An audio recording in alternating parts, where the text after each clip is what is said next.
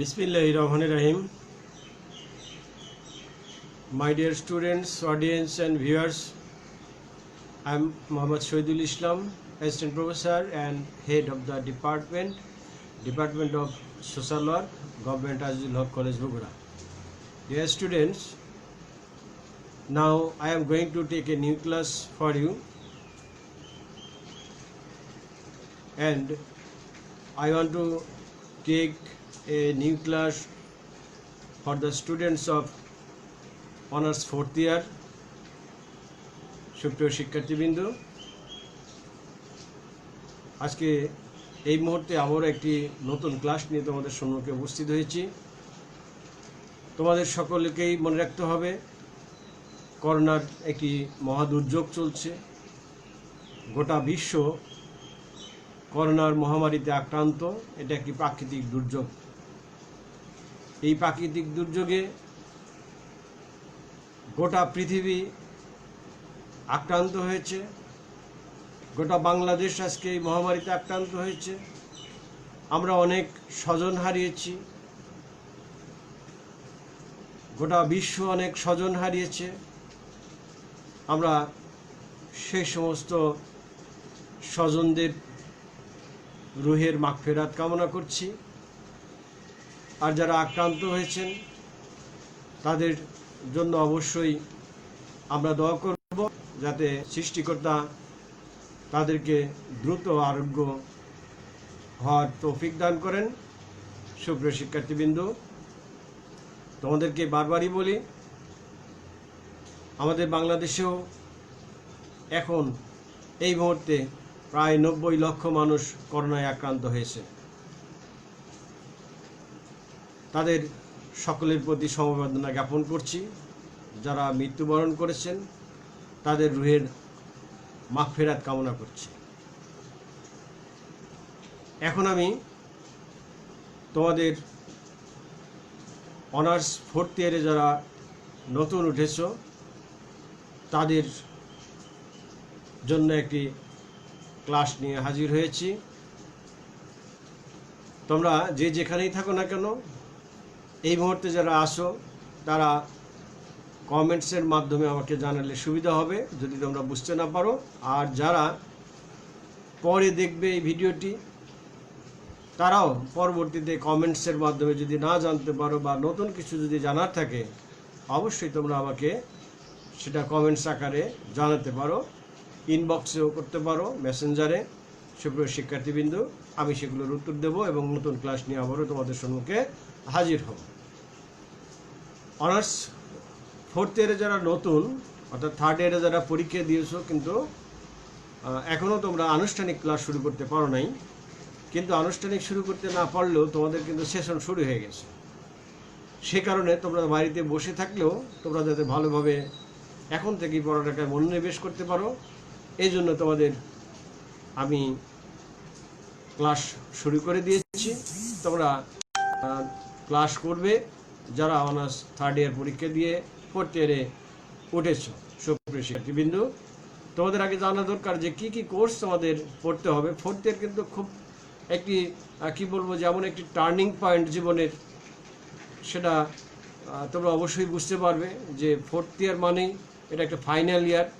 এবং এই 4th ইয়ার তুমি যদি সুষ্ঠুভাবে পড়ালেখা করতে পারো, অনেক সম্ভাবনা তোমার এখানে রয়েছে। অনেক মার্কস কিন্তু রয়েছে, অনেকগুলো সাবজেক্ট রয়েছে বা কোর্স রয়েছে, সেই কোর্সগুলো তোমাদের আগে জানতে হবে। সুপ্রিয় শিক্ষার্থীবৃন্দ, যারা না জানো তাদের উদ্দেশ্যে বলছি, তোমাদের বেশ কিছু কোর্স রয়েছে, যেমন rural and urban community development, এটি একটি course. Climate change, issues and disaster management, human resource and management, social research and statistics, social services in Bangladesh, social work and globalization, public health and social work, social action, social legislation and social work, field work education and field practicum plus viva voce. সুপ্রিয় শিক্ষার্থীবৃন্দ, তোমাদের এই কোর্সগুলো কিন্তু outline দেয়া আছে national ইউনিভার্সিটির অধীনে, এবং ইংরেজি ভাষণে দেয়া আছে। তোমরা যে কোনো জায়গা থেকে ডাউনলোড করতে পারো, যে যেখানেই থাকো না কেন, অথবা তোমরা চাইলে আমি তোমাকে সহায় করতে পারবো, তোমরা ব্যক্তিগতভাবে চাইলে আমি দিয়ে দিতে পারবো। তো এই কোর্সের নাম বললাম, আসলে অনেকে হয়তো বাংলা ইংরেজির কিছু সমস্যা থাকতে পারে, তো সেই ক্ষেত্রে আমি আবারও কোর্সগুলোর নাম বাংলায় উল্লেখ করছি। সেটা হলো ইংরেজির পাশাপাশি আবার বাংলায় আবার উল্লেখ করছি, তোমরা জেনে রাখো। শহর ও সমষ্টি উন্নয়ন 1 নম্বর কোর্স, শহর এবং সমষ্টি উন্নয়ন। 2 নম্বর হচ্ছে জলবায়ু পরিবর্তন, ইস্যু ও দুর্যোগ ব্যবস্থাপনা। 3 নম্বর মানব সম্পদ ব্যবস্থাপনা। 3 নম্বর মানব সম্পদ ব্যবস্থাপনা, তোমরা জেনে রাখবে, কোর্সগুলো প্রয়োজনে লিখে রাখবে। এতে সোশ্যাল রিসার্চ অ্যান্ড স্ট্যাটিস্টিক্সের কথা বলেছি, অর্থাৎ সামাজিক গবেষণা ও পরিসংখ্যান, 4 নম্বর কোর্স। এরপর বলছি সোশ্যাল সার্ভিসেস ইন বাংলাদেশ বলেছি, অর্থাৎ বাংলাদেশের সমাজসেবা কার্যক্রম। সুপ্রিয় শিক্ষার্থীবৃন্দ, তোমাদের এই কোর্সগুলো ভালো করে শিখতে হবে। আরো কিছু আছে, এগুলো তোমাদের করতে হবে। যেমন তোমাদেরকে বলেছি যে গ্লোবালাইজেশন, অর্থাৎ সমাজ বিশ্বায়ন। আরেকটা কোর্স আছে জনস্বাস্থ্য এবং সমাজকর্ম, social work, research and social work, এটা বলছে অর্থাৎ সামাজিক কার্যক্রম, সামাজিক আইন ও সমাজকর্ম। শিক্ষার্থীবৃন্দ, and last of all social work education বা মাঠকর্ম শিক্ষা। সুপ্রিয় শিক্ষার্থীবৃন্দ, এই যে মাঠকর্ম শিক্ষা, এটা কিন্তু 100 মার্কের একটি কোর্স, এটা অনেকে ভুল করে বসে। মাঠকর্ম অনুশীলন তোমাকে 3 মাস, অর্থাৎ 90 কর্মদিবস, 60 কর্মদিবস, 3 মাসের মধ্যে 60 কর্মদিবস বাইরের কোনো এনজিওতে বা সরকারি প্রতিষ্ঠানে কাজ করতে হবে। তোমরা এটা নিজেরা এখন থেকে প্রস্তুতি নিয়ে রাখো, এটা তোমাদের কিন্তু কাজে লাগবে। এখন থেকে তোমরা বসে থেকে, ঘরে বসে না থেকে পড়ালেখা শুরু করে দাও। আমি যে কোর্সগুলো বললাম সেগুলো করো। আর মাঠকর্ম তোমাদের 3 মাসে, 90 দিনের মধ্যে 60 কর্মদিবস মাঠকর্ম করতে হবে বাইরে গিয়ে, এবং তারপর একটি প্রতিবেদন দিতে হবে এবং প্রতিবেদন দিতে হবে।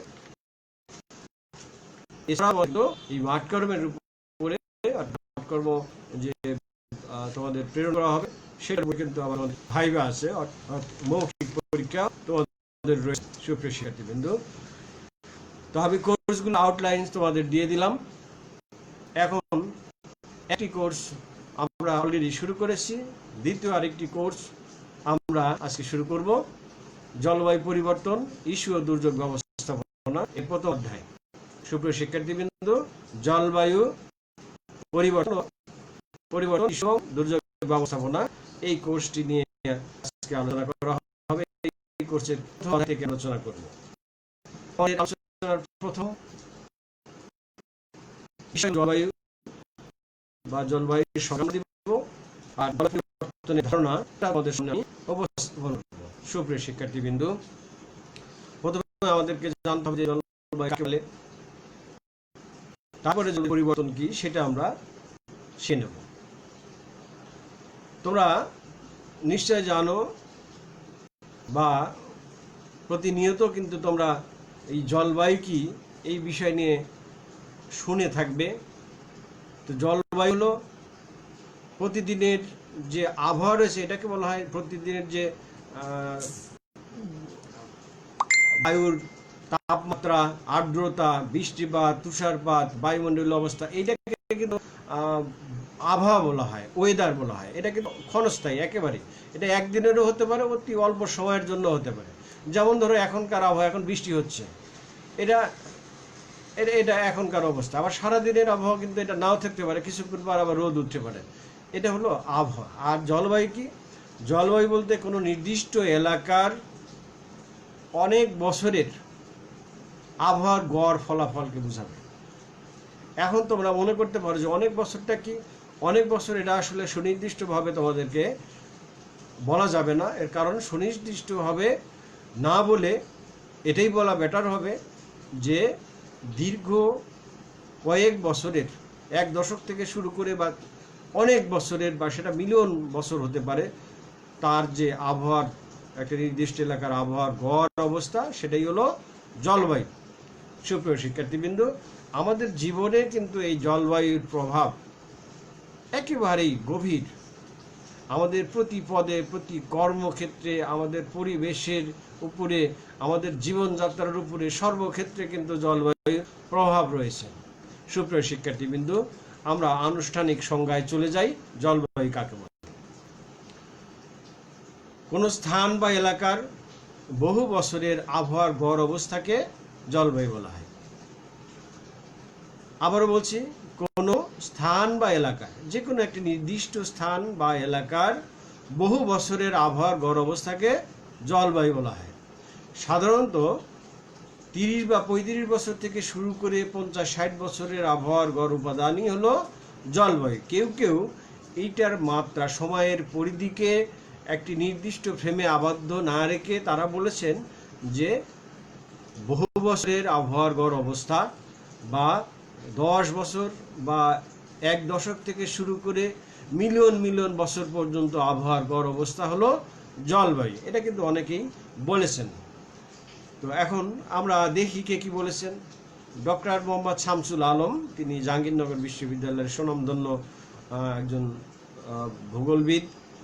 তিনি বলেছেন, একটি এলাকার আবহাওয়ার উপাদানগুলোর দীর্ঘ সময়ের সাধারণ অবস্থাকে জলবায়ু বলা হয়, এবং তিনি দীর্ঘ সময় বলতে 20 বা 30 বছরকে উল্লেখ করেছেন। সুপ্রিয় শিক্ষার্থীবৃন্দ, তাহলে ডক্টর শামসুল আলম যে কথাটি বলেছেন যে দীর্ঘ সময়ের বা আবহাওয়ার যে গড় অবস্থা, সেটাই হলো জলবায়ু। অর্থাৎ তিনি বলেছেন 20 বা 30 বছরের আবহাওয়ার গড় অবস্থা, এটা হলো জলবায়ু। এটা হলো ডক্টর মোহাম্মদ শামসুল আলম, তিনি কিন্তু এই সংজ্ঞাটি প্রদান করেছেন। সুপ্রিয় শিক্ষার্থীবৃন্দ, এরপরে আমরা দেখব যে doctor Robinson, climate in the average of customary weather condition of a place. রবিনসনের মতে climate is the average of customary weather condition of a place. অর্থাৎ ডক্টর রবিনসন বলেছেন যে কোনো স্থানের আবহাওয়ার গতানুগতিক উপাদানগুলোর গড় ফলাফলকে আবহাওয়া বলা হয়। সুপ্রিয় শিক্ষার্থীবৃন্দ, আমি আবারও বলছি যে রবিনসনের যে ইংরেজিতে যে সংজ্ঞাটি দিয়েছেন, তার বাংলা অর্থ হচ্ছে কোনো স্থানের আবহাওয়ার গতানুগতিক উপাদানগুলোর গড় ফলাফলকে আবহাওয়া বলা হয়। সুপ্রিয় শিক্ষার্থীবৃন্দ,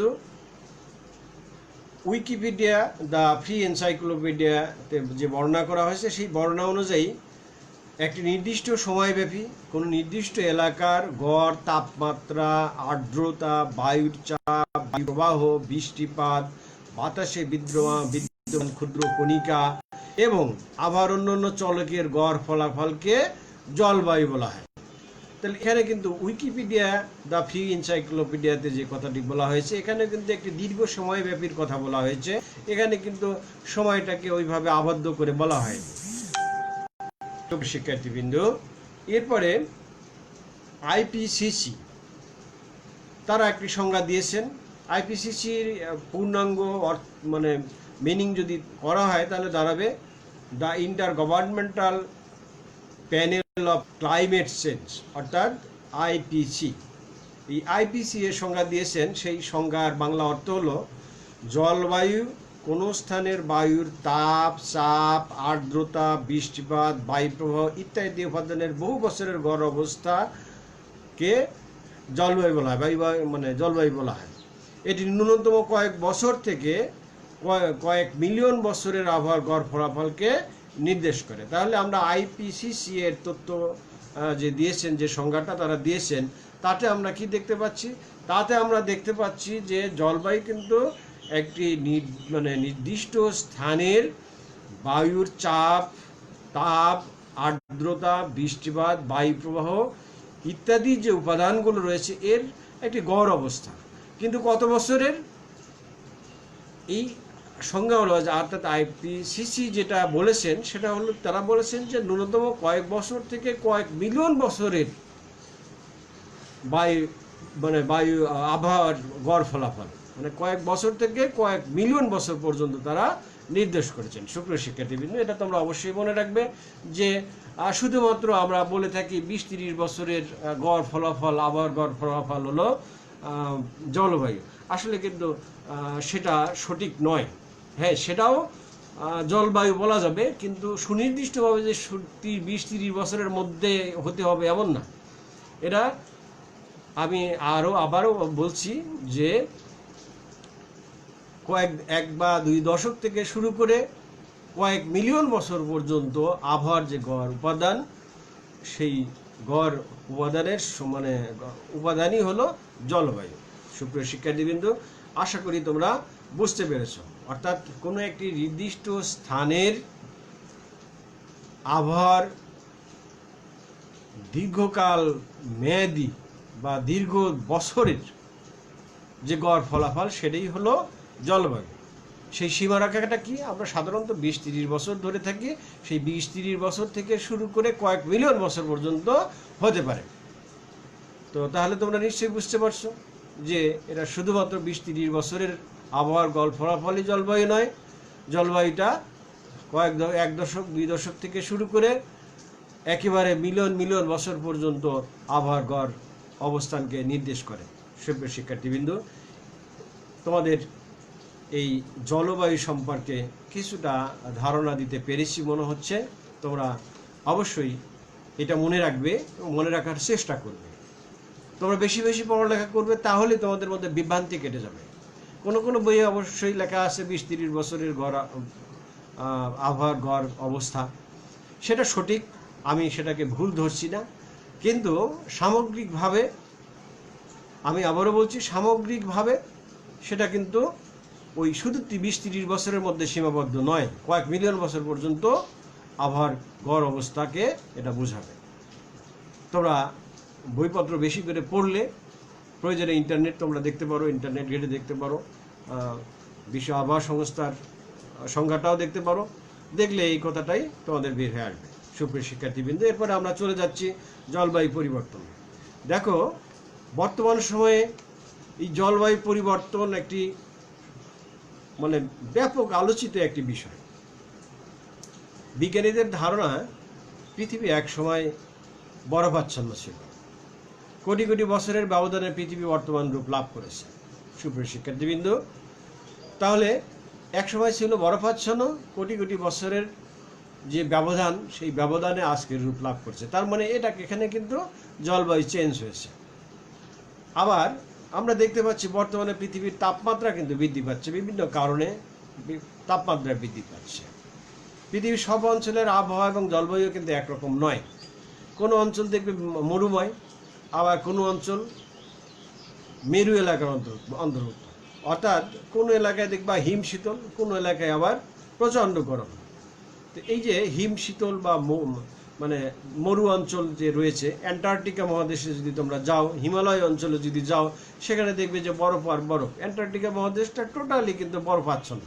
সুপ্রিয় শিক্ষার্থীবৃন্দ, তোমরা অ্যান্টার্কটিকা মহাদেশ সম্পর্কে যদি বেশি জানতে চাও, তোমরা গুগলে সার্চ দিলে দেখতে পাবে, ইন্টারনেটে দেখতে পাবে, বা ভূগোলের যে কোনো বই তোমরা দেখতে পাবে। এবং জলবায়ু পরিবর্তন ইস্যু, দুর্যোগ ব্যবস্থাপনা, এটা ভালো করে পড়লেও পরবর্তীতে তোমরা জানতে পারবে। বা ভূগোলের বিভিন্ন বই কিন্তু আছে, সেই বইগুলো পড়লে তোমরা কিন্তু অ্যান্টার্কটিকা মহাদেশের সেই বরফের কি অবস্থা বা হিমালয়ে বরফের কি অবস্থা, সেগুলো সম্পর্কে জানতে পারবে। তো এই যে জলবায়ু, সেই জলবায়ু কিন্তু পরিবর্তন হচ্ছে। আমাদের দেশেও কিন্তু এই পরিবর্তনের বাইরে নয়। তোমরা জানো আমাদের দেশ একটি নাতিশীতোষ্ণ অঞ্চল। নাতিশীতোষ্ণটা কি? নয় শীত নয় গরম। তাহলে সুন্দর অবস্থানে আমরা আছি।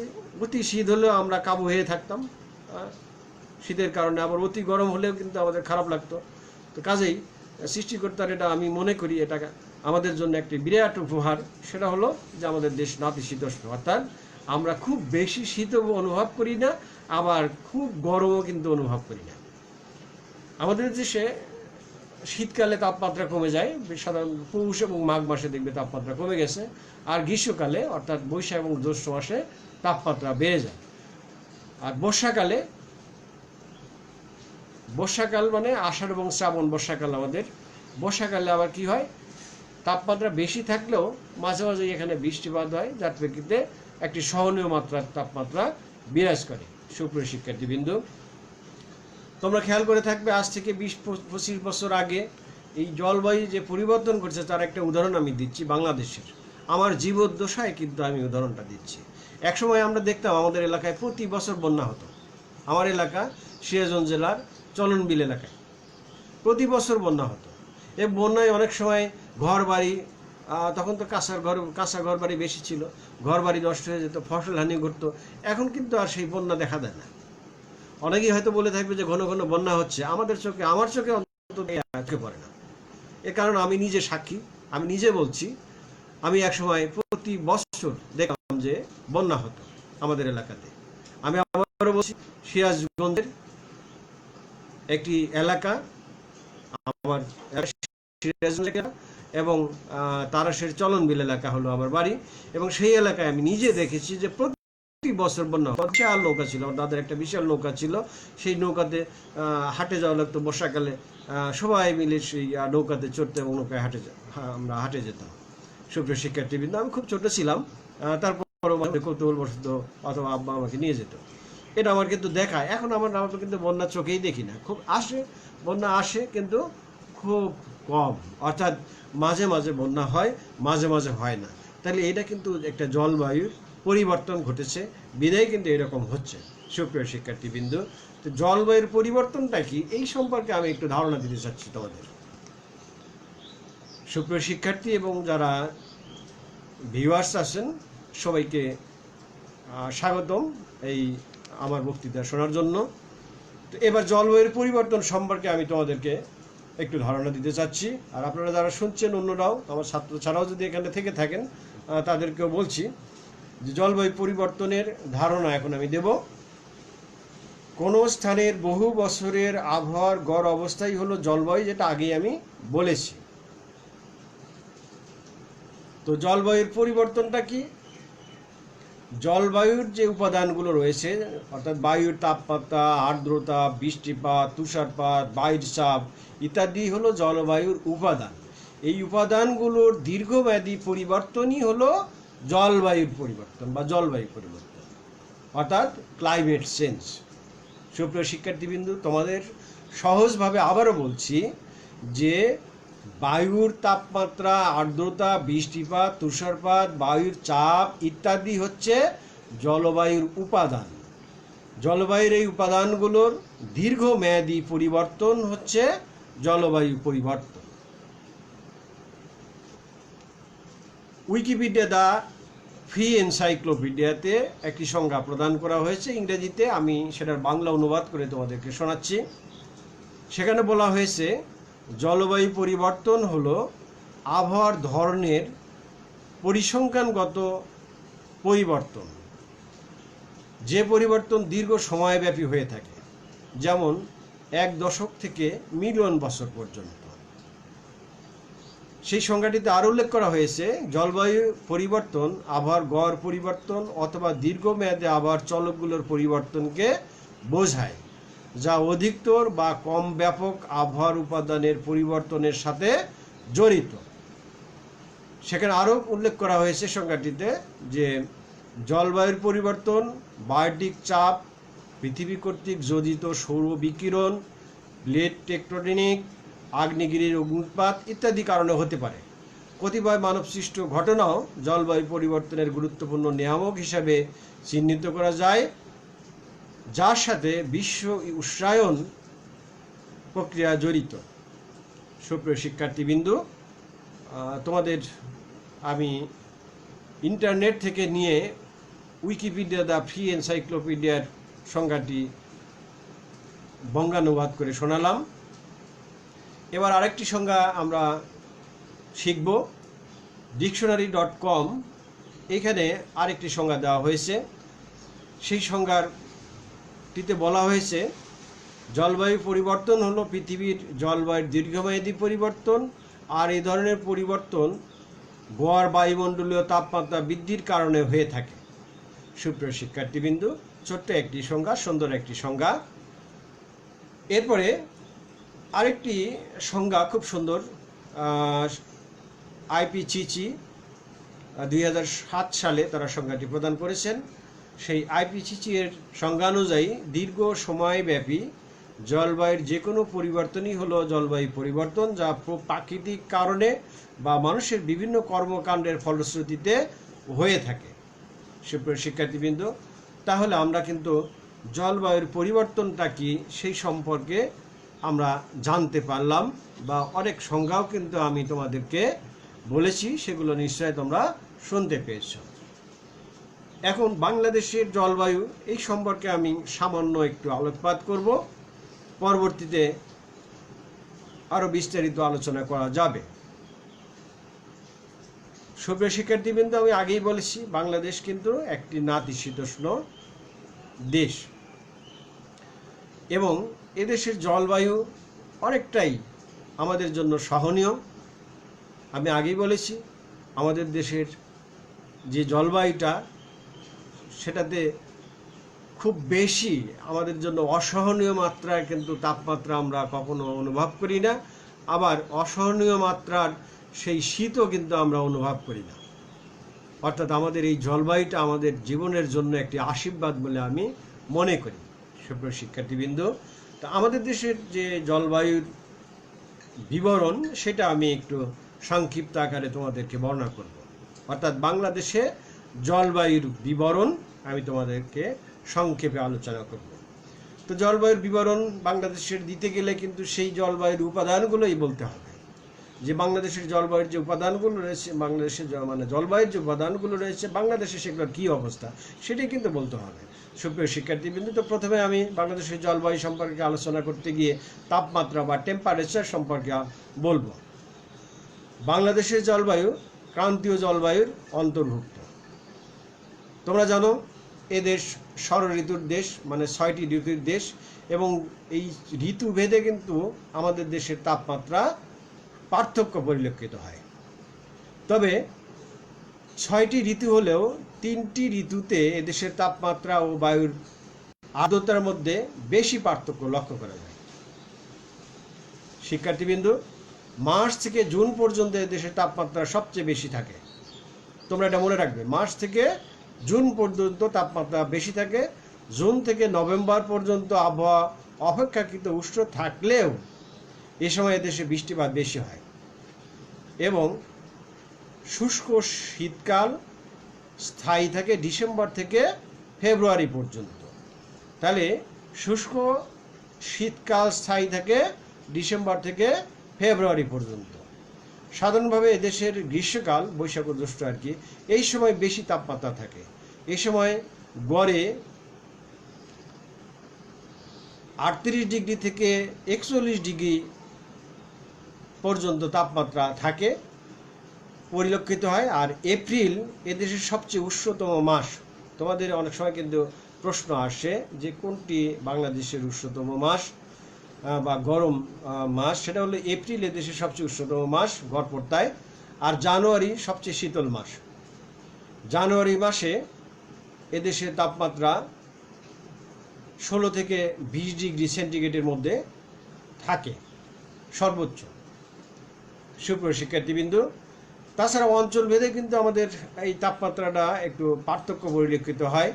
যেমন তুমি দেখবে যে সিলেটের শ্রীমঙ্গলে দেশে তাপমাত্রা কম, মানে বাংলাদেশে সিলেটের শ্রীমঙ্গলে তাপমাত্রা কম।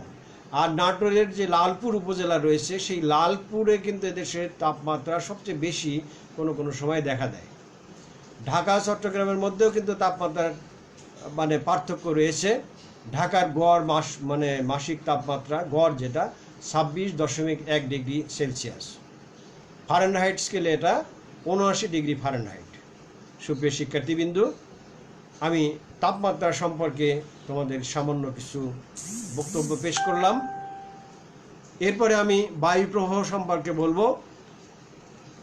তোমরা এগুলো গভীরভাবে শুনবে, এগুলো তোমার পরীক্ষায় যেমন আসতে পারে, তেমনি তোমরা প্রতিযোগিতামূলক পরীক্ষার ক্ষেত্রেও এই তথ্যগুলো কাজে লাগতে পারে।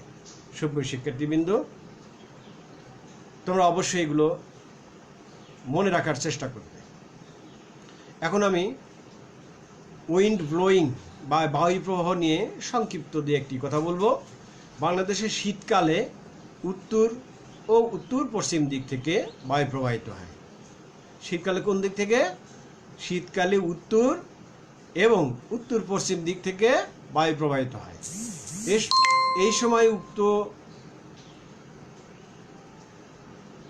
এই সময় দেশের মধ্যাঞ্চলে ঘন্টায় 1 থেকে 3 কিলোমিটার ভাবে স্বাভাবিক বায়ু প্রবাহিত হয়। অর্থাৎ স্বাভাবিক যে বায়ু প্রবাহ থাকে, বায়ু কিন্তু স্থির থাকে না। তোমাদের কিন্তু একটু বলে রাখছি যে বায়ু কিন্তু স্থির থাকে না, সবসময় বায়ু কিন্তু প্রবাহিত হয়।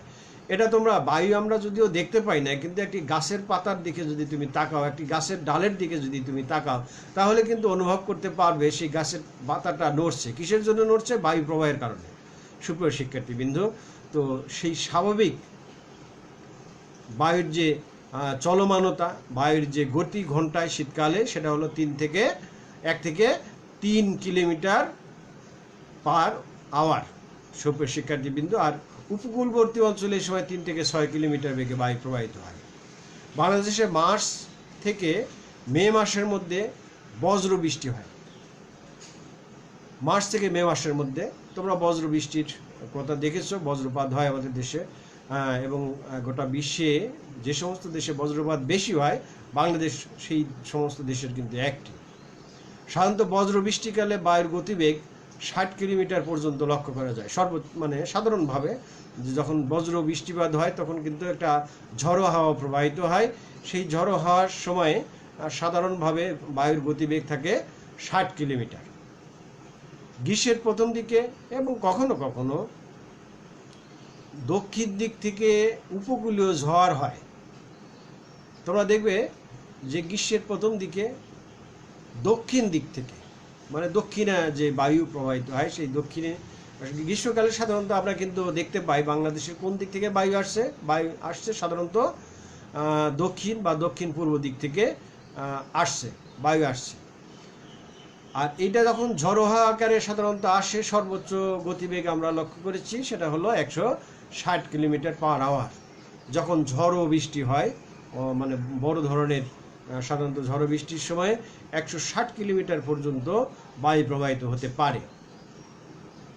এবং এই কারণে কিন্তু উপকূলবর্তী অঞ্চলে জলোচ্ছ্বাসও দেখা দিতে পারে। সুপ্রিয় শিক্ষার্থীবৃন্দ, এরপর আমরা বায়ুর চাপ নিয়ে একটু আলোচনা করব ছোট্ট আকারে। বাংলাদেশের বায়ুর চাপ 3টি জোনে বিভক্ত করে বর্ণনা করা যেতে পারে। এটি মাটি বা পানির উপরিস্তর থেকে ঊর্ধ্বমুখে আপাতত বেশি। অবশ্য এরও একটি সীমাবদ্ধতা রয়েছে। সুপ্রিয় শিক্ষার্থীবৃন্দ, এদেশের বায়ুর চাপের 3টি জোনের কথা আমরা বলেছি। সেই 3টি জোন এ, বি এবং সি। এ জোনের অন্তর্ভুক্ত হলো দক্ষিণ অঞ্চল এবং পূর্বকূলীয় মানে উপকূলীয় অঞ্চল। মানে দক্ষিণ অঞ্চল এবং উপকূলীয় অঞ্চল হলো এ জোনের অন্তর্ভুক্ত। আর বি জোনটা কি? বি জোনটা হলো দেশের যে মধ্যাঞ্চল, সেটা হলো বি জোন।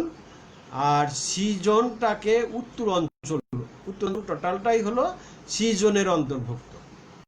সুপ্রিয় শিক্ষার্থীবৃন্দ, এই জোনেও কিন্তু আমরা দেখতে পাই বায়ু প্রবাহের কিন্তু বায়ুর চাপের কিন্তু তারতম্য রয়েছে এক একটি যে অঞ্চলে। অর্থাৎ দক্ষিণ অঞ্চলে একরকম, মধ্যাঞ্চলে একরকম এবং উত্তর অঞ্চলে একরকম।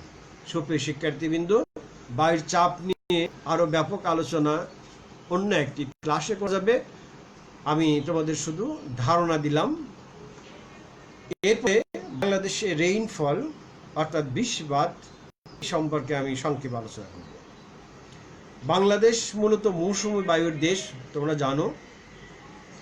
এদেশে মৌসুমী বায়ুর প্রভাবে বৃষ্টিপাত হয়ে থাকে। এদেশে শীতকালে বৃষ্টিপাত হয় না বললেই চলে। আর শীতকাল কোনটা? তোমাদেরকে কিন্তু আমি বলেছি যে পৌষ মাঘ হলো শীতকাল। এই সময় আমাদের দেশে বৃষ্টিপাত হয় না বলেই চলে। গ্রীষ্মকাল এবং বর্ষাকালে দেশে বৃষ্টি হয়, অর্থাৎ বৈশাখ, জ্যৈষ্ঠ, আষাঢ় এবং শ্রাবণ এই 8 মাসে এদেশে বেশি বৃষ্টিপাত হয়। দেশের উত্তর পশ্চিমাঞ্চল বিশেষ করে রাজশাহী অঞ্চলে অনেক কম বৃষ্টিপাত হয়। রাজশাহী অঞ্চলে গড় বৃষ্টিপাতের পরিমাণ অনেক কম, আর দেশের বেশিরভাগ অঞ্চলের গড় বৃষ্টিপাত 2300 মিলিমিটার। সুপ্রিয় শিক্ষার্থীবৃন্দু, সিলেট অঞ্চলে বৃষ্টিপাতের পরিমাণ সবচেয়ে বেশি। তোমরা আমার সাথে যারা সিলেট ভ্রমণে গিয়েছো তারা জানো, আমরা সিলেট বিশেষ এলাকায় যখন গিয়েছিলাম কোনো মেঘ নেই, হঠাৎ করে খাবার সময় বৃষ্টি শুরু হয়ে। সুপ্রিয় শিক্ষার্থীবৃন্দু, সেই জায়গাটির নাম তোমরা জানো, তোমরা অনেকেই আমার সাথে গিয়েছিলে, 3rd ইয়ারে তখন ছিল তোমরা, সেকেন্ড ইয়ার ছিল অনেকেই, তোমরা গিয়েছিলে। সেই সময়ে সেই জায়গাটা কোন জায়গা তোমরা মনে করো, না পারলে অবশ্যই তোমাদের বলে দেবো। তো যাই হোক, সিলেট অঞ্চলে বৃষ্টির পরিমাণ সবচেয়ে বেশি এবং সিলেট বিভাগে মৌলভীবাজারে শ্রীমঙ্গলে একটি জায়গা রয়েছে, সেই জায়গাতে সবচেয়ে বেশি বৃষ্টিপাত হয়। মৌলভীবাজারের শ্রীমঙ্গলের কথা বলেছি, তবে সেই আসল জায়গাটির নাম কিন্তু আমি বললাম না, তোমাদের কাছ থেকে আমি শুনতে চাই। সুপ্রিয় শিক্ষার্থীবৃন্দু, 1977 সাল থেকে 1986 সাল পর্যন্ত সিলেট অঞ্চলের গড় বৃষ্টিপাত রেকর্ড করা হয় 3280 মিলিমিটার থেকে 4780 মিলিমিটার। অন্যদিকে ঢাকার গড় বৃষ্টিপাত রেকর্ড করা হয় 1875 মিলিমিটার, যা মাসিক 156.3 মিলিমিটার। ঢাকার সবচেয়ে শুষ্ক মৌসুম হলো ডিসেম্বর মাস। ডিসেম্বর মাসে ঢাকার গড় বৃষ্টিপাতের রেকর্ড 5 মিমি। অন্যদিকে আগস্ট হলো ঢাকার সবচেয়ে আর্দ্র মাস। এ মাসে ঢাকার বৃষ্টিপাত একটু বেশি হয়, গড় হলো 337 মিলিমিটার। সুপ্রিয় শিক্ষার্থীবৃন্দু, আমি তোমাদের সম্মুখে কিছু তথ্য পেশ করলাম, আশা রাখি এই তথ্যগুলো তোমাদের কাজে লাগবে। এরপরে আমি হিউমিডিটি বা বায়ুর আর্দ্রতা সম্পর্কে দু একটি কথা বলি। বাতাসে জলীয় বাষ্পের পরিমাণকে আর্দ্রতা বলা হয়। এটা অত্যন্ত সহজ কথা। বাতাসে জলীয় বাষ্পের যে পরিমাণ সেটাই হলো আর্দ্রতা, এবং জলীয় বাষ্পটা কম থাকলে শুষ্ক আবহাওয়া ও বেশি থাকলে আর্দ্র আবহাওয়া দেশে বিরাজ করে। তাহলে জলীয় বাষ্প যখন কম থাকে তখন সেটাকে আমরা কি বলি? শুষ্ক আবহাওয়া বলি। আর যখন বেশি থাকলে সেটাকে আর্দ্রতা বলি, সেইটাকে মানে আর্দ্র আবহাওয়া সেখানে বিরাজ করে। আর্দ্রতার মাত্রা বৃদ্ধি পেলে আকাশ মেঘাচ্ছন্ন হয়। কখন আকাশ মেঘাচ্ছন্ন হয়? আর্দ্রতার মাত্রা, বাতাসে যদি আর্দ্রতার মাত্রা বেশি হয় তখন কিন্তু আকাশ মেঘাচ্ছন্ন হয়। তোমরা কি কখনো দেখেছো শীতকালে ঘন ঘন আকাশ মেঘাচ্ছন্ন হচ্ছে? এটা কিন্তু খুব রেয়ার। আমি ব্যক্তিগতভাবে কিন্তু শীতকালে বেশি বৃষ্টিপাত কখনোই দেখিনি, খুব কমই হয়েছে এরকম। যে এখন যেমন বর্ষাকাল, মাঝে মাঝে কম হোক বেশি হোক মাঝে মাঝেই কিন্তু আকাশে মেঘের ঘনঘটা দেখা যায় এবং বৃষ্টিপাত কম বা বেশি হয়ে থাকে। কিন্তু শীতকালে সেটা কিন্তু হয় না, কেন? শীতকালের বাতাসের আর্দ্রতা কম থাকে। মির্জা হাসানুজ্জামান বলেন, বাংলাদেশের সেপ্টেম্বর মাসে আর্দ্রতার পরিমাণ সবচেয়ে বেশি, 82.88%, এবং মার্চ মাসে আর্দ্রতার পরিমাণ সবচেয়ে কম। তাহলে দেখো, এখানে কিন্তু দুইটা জিনিস তোমরা জানতে পারলে, যে সেটা হলো যে আর্দ্রতার পরিমাণ বেশি থাকে কোন মাসে এবং কম থাকে কোন মাসে। আর্দ্রতা হলো বেশি থাকে হলো সেপ্টেম্বর মাসে আর কম হলো মার্চ মাসে। সুপ্রিয় শিক্ষার্থীবৃন্দু, বাংলাদেশের মাসিক আপেক্ষিক আর্দ্রতা মাস ওয়াইজ আমরা কিন্তু একটি তথ্য সংগ্রহ করেছি, সেখান থেকে বলতে পারবো।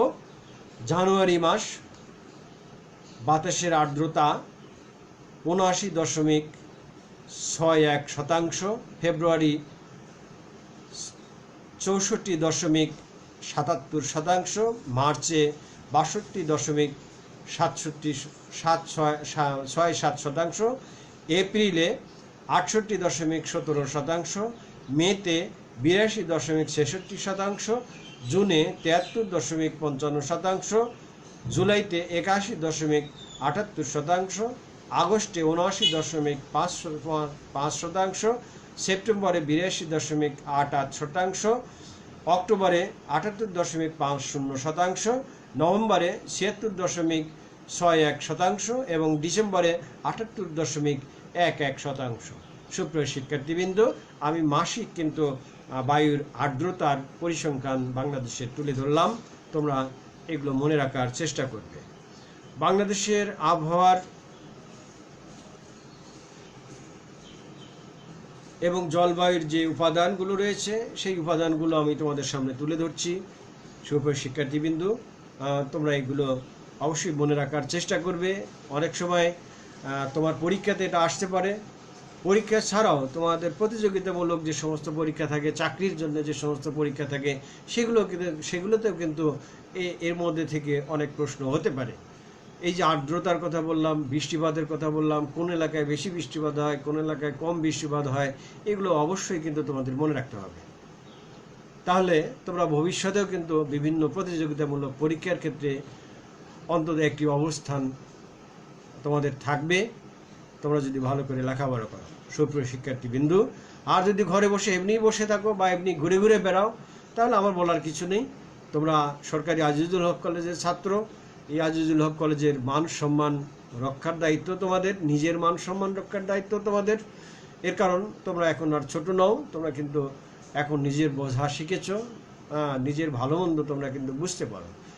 আর আমরা অবশ্যই বলবো তোমরা সবাই ভালো করে লেখাপড়া করো, সুন্দর করে লেখাপড়া করো, ভালো রেজাল্ট করো। ভালো রেজাল্টের মাধ্যমে মানুষ হও, নিজের উন্নতি করো, পরিবারের উন্নতি করো, সমাজের উন্নতি করো, দেশ বিনির্মাণে অংশগ্রহণ করো। সুপ্রিয় শিক্ষার্থীবৃন্দ, আমি আবহাওয়া জলবায়ুর আরেকটি উপাদান নিয়ে এবার আলোচনা করব বাংলাদেশে।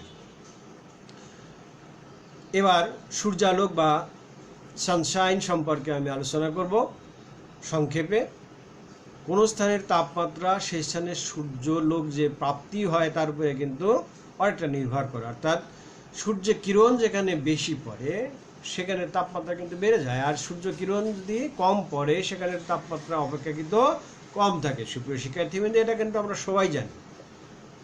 আমাদের দেশে শীতকালে কুয়াশার কারণে কিন্তু সূর্যালোক কম পড়ে থাকে। আরেকটা সময় যেটা সূর্য দূরবর্তী অবস্থা, আরেকটা কারণ আছে শীতকালে, সেটা সূর্য কিন্তু দূরবর্তী অবস্থানে থাকে।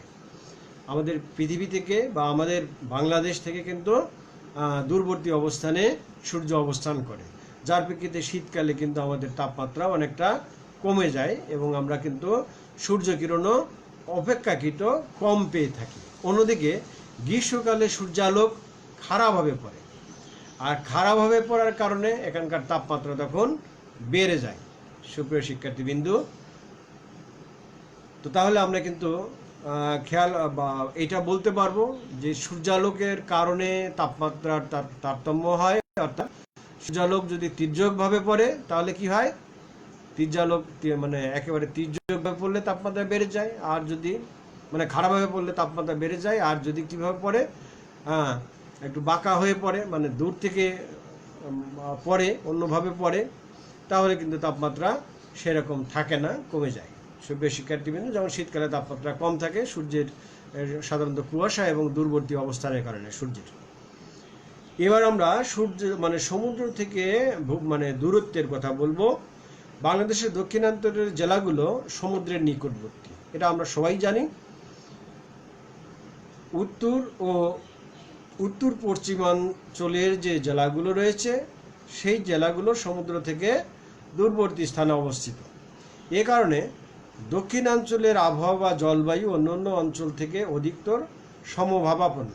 তোমরা জানো যে সমুদ্র যেখানে থাকে সেখানকার জলবায়ু সাধারণত বা আবহাওয়া সেখানে সমভাবাপন্ন হয় কাজে আমাদের দেশের যে দক্ষিণ অঞ্চল রয়েছে, দক্ষিণ অঞ্চলের যে জেলাগুলো রয়েছে, তোমরা জানো যে দক্ষিণাঞ্চলের জেলাগুলোর সাথে কিন্তু অনেক জেলার সাথে কিন্তু সমুদ্রের সংযোগ রয়েছে। কক্সবাজার তোমরা খেয়াল করবে, একেবারেই বঙ্গোপসাগরের উপকূলে কক্সবাজার, আমাদের পৃথিবীর বৃহত্তম সমুদ্র তট বা সমুদ্র সৈকত যেখানে রয়েছে, সেখানের আবহাওয়া আর সেই তোমার পঞ্চগড়ের আবহাওয়া কিন্তু এক নয় সুপ্রিয় শিক্ষার্থীবৃন্দু। তাপমাত্রাও কিন্তু এক নয়। সেখানে কিন্তু সবসময় সমভাবাপন্ন তাপমাত্রা পাবে, কিন্তু অন্য অন্য জায়গায় কিন্তু এটা তারতম্য বেশি ঘটে থাকে। সুপ্রিয় শিক্ষার্থীবৃন্দু, আমি আরেকটু বলতে চাই তোমাদেরকে যে আমাদের দক্ষিণ অঞ্চলের যে সমুদ্র রয়েছে, আমাদের বঙ্গোপসাগর রয়েছে, এই বঙ্গোপসাগরটা আসলে এটা কিন্তু সেই সাগরের, মহাসাগরের কিন্তু একটি উপকূলবর্তী এলাকা। কোন মহাসাগর?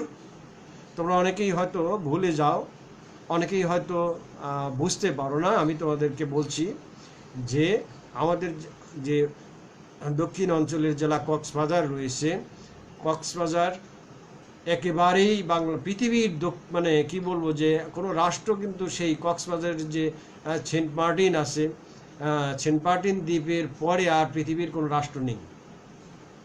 তোমরা কি জানো এটা সুপ্রিয় শিক্ষার্থীবৃন্দ?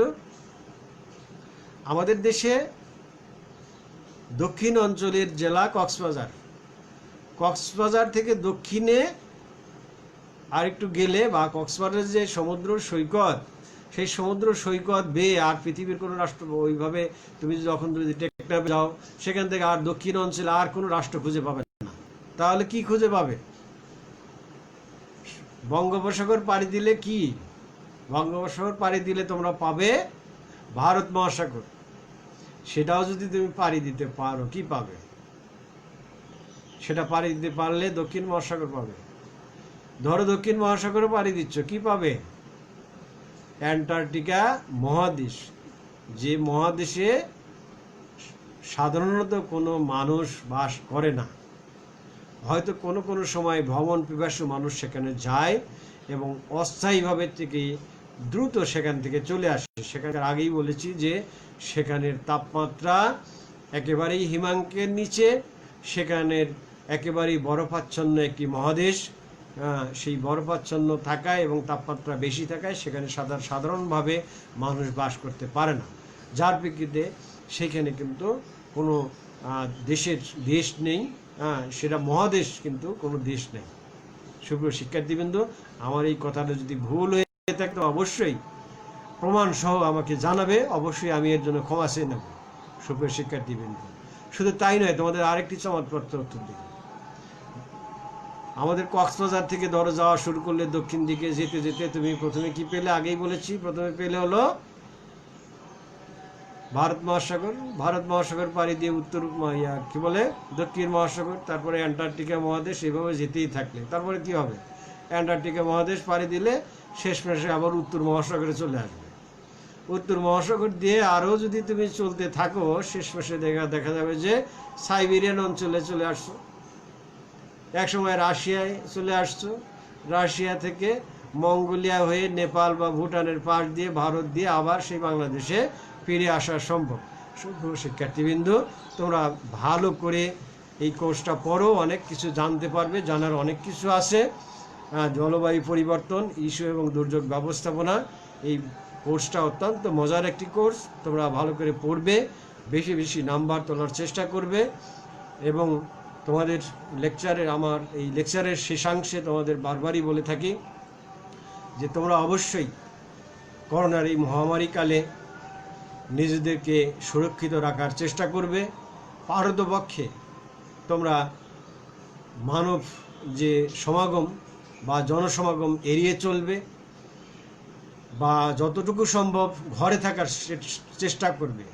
তোমরা দেখো যে স্টে অ্যাট হোম, এটা সবসময় কিন্তু আমরা এখন দেখতে পাই যে স্টে অ্যাট হোম মানে গৃহে থাকো, ঘরে থাকো, ঘরের মধ্যে তুমি থাকো, তাহলেই তোমার নিরাপত্তাটা এখন বাড়বে। কেননা করোনার মহামারীতে গোটা বিশ্ব আক্রান্ত হয়েছে, সবসময় আমি এটা বলে থাকি।